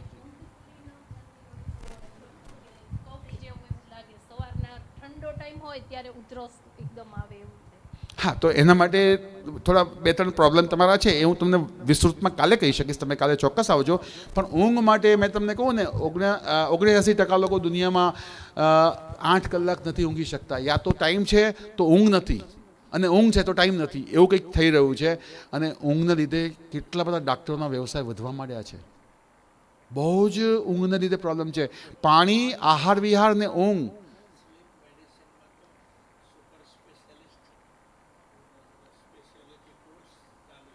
જી જી જી જી, બિલકુલ. એટલે ઊંઘનું મહત્વ તો સાહેબ તમે જેટલું તમે ડીપમાં વાંચશો ને એટલું ઘટતું જશે. બહુ મજા આવશે.